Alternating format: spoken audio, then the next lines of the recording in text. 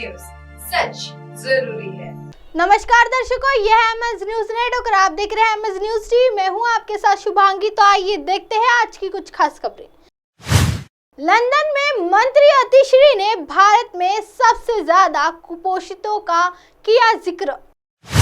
दिल्ली की केजरीवाल सरकार में मंत्री अतिशी ने लंदन में कहा कि दुनिया में खाद्यान्न का दूसरा सबसे बड़ा उत्पादक देश होने के बावजूद भारत में कुपोषित लोगों की संख्या सर्वाधिक है।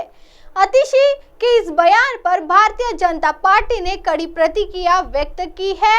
आरोप लगाया है कि उन्होंने अंतर्राष्ट्रीय मंच पर देश को बदनाम किया है। दिल्ली के शिक्षा मंत्री ने बृहस्पतिवार को लंदन में कैम्ब्रिज इंडिया कॉन्फ्रेंस को संबोधित करते हुए दावा किया है कि मुख्यमंत्री अरविंद केजरीवाल ने पिछले 8 साल में अपने अनुकरणीय कार्य से भारत की राजनीति में एक बड़ा बदलाव किया है।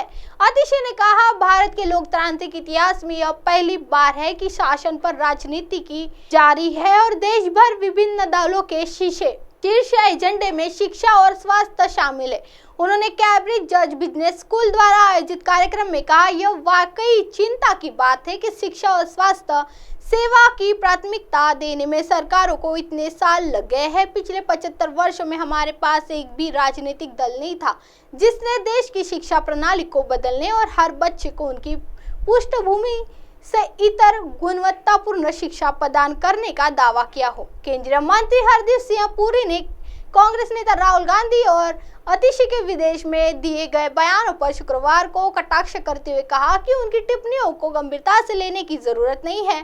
पुरी ने जम्मू में संवाददाताओं से कहा, 2 युवा नेता है, एक अमेरिका जाते हैं, एक और युवा नेता है वह इंग्लैंड जाती है और कहती है कि भारत में 35 करोड़ लोग भूखे रहते हैं। प्रधानमंत्री 80 करोड़ लोगों को मुफ्त राशन दे रहे हैं, तो यह 35 करोड़ का आंकड़ा कहां से आ गया। आइए बढ़ते हैं अगली खबर की तरफ।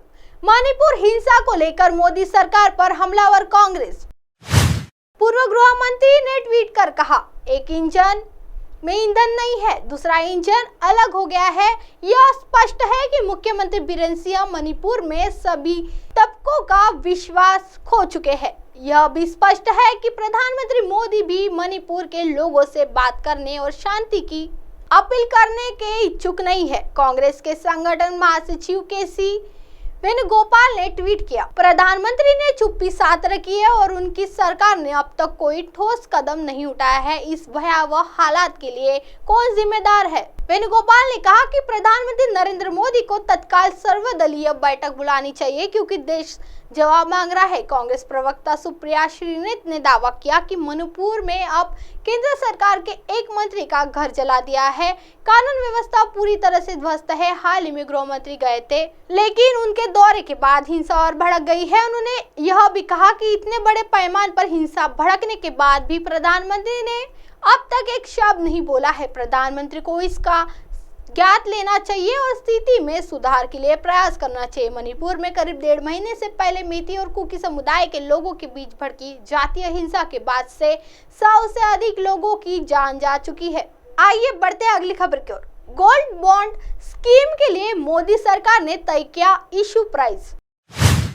केंद्र की मोदी सरकार ने सरकारी स्वर्ण बॉन्ड योजना 2023-24 की सोमवार से शुरू हो रही पहली किस्त के लिए सोने का निर्माण मूल्य 5,986 रुपए प्रति ग्राम तय किया है। वित्त मंत्रालय ने शुक्रवार को एक बयान में कहा कि पहली किस्त में स्वर्ण बॉन्ड की खरीदारी 19 जून से लेकर 23 जून तक की जा सकती है। इस दौरान खरीदे जाने वाले स्वर्ण बॉन्ड का निर्गम मूल्य 5,926 रुपए प्रति ग्राम तक किया गया है। मंत्रालय ने कहा कि बॉन्ड के लिए ऑनलाइन आवेदन करने वाले, डिजिटल माध्यम से भुगतान करने वाले निवेशकों को खरीद पर 50% ग्राम की छूट देने का निर्णय लिया है। ऐसे निवेशकों के लिए गोल्ड बॉन्ड की कीमत 5,876 रुपए प्रति ग्राम होगी। बॉन्ड को बैंकों, चीनी डाकखानों, stock holding corporation of India limited और शेयर बाजारों, नेशनल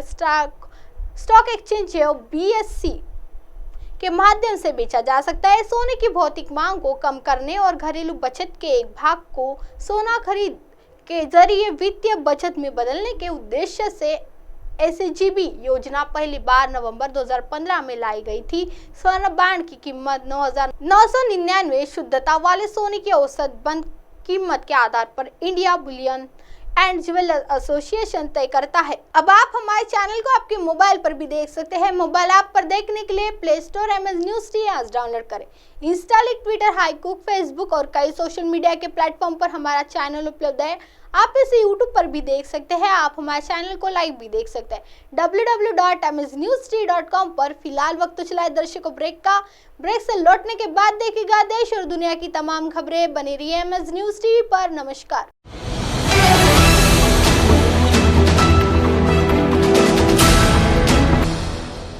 ये है MNS न्यूज नेटवर्क और आप देख रहे हैं MNS न्यूज।